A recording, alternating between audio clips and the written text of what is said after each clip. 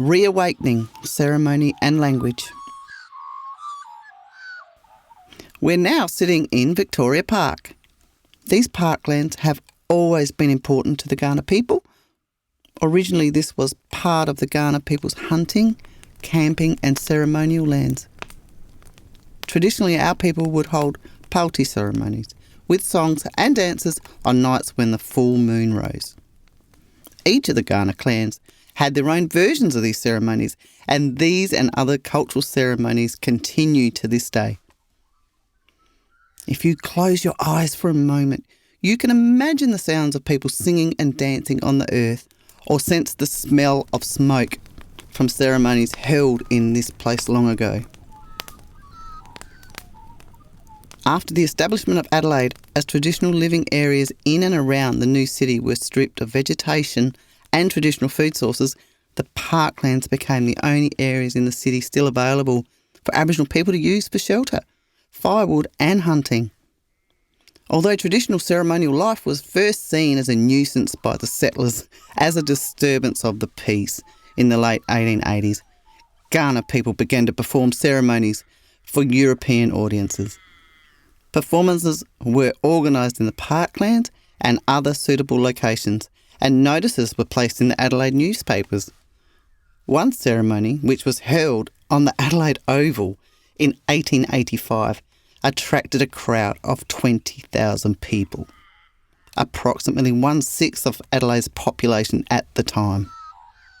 It is hard to know what our ancestors were thinking as they performed these public ceremonies. At the time, they were being denied their traditional living areas and food sources, and their language had been banned. Performing these songs and dances publicly was a way for families to earn money to survive.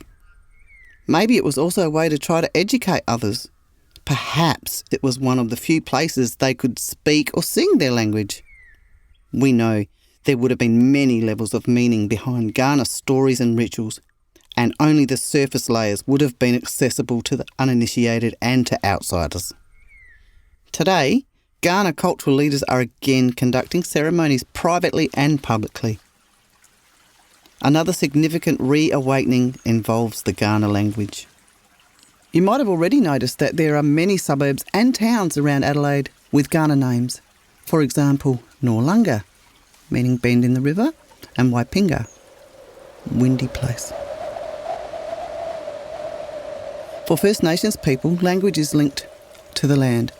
Some say that language is the sound of the land, not merely a means of communication, but an entire way of seeing the world. Dr. Alice Rigney was one of a group of great Aboriginal activists who fought for the establishment of Kuriello Aboriginal Centre in Lugs Bay and the Kaurna Plains School in Elizabeth. She was also the first Aboriginal woman to become school principal in Australia and made significant contributions in enabling the Kaurna language to awaken. This is how she described waking up the language. Our language went to sleep, but now it has been revived and reclaimed. The most important thing for me was that my ancestors gave the missionaries the language, and now it's come full circle and I'm actually learning it and helping my students learn and sing and dance to the language. It has been pretty exciting. If you are learning something that used to belong to your ancestors and you're reclaiming it now, you can feel it come up from the ground and be part of what you are now.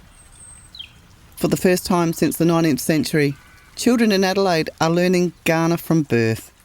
Our language, the language of this land, is now well and truly awake. Now let's walk to the tree that stands in the middle of the parklands.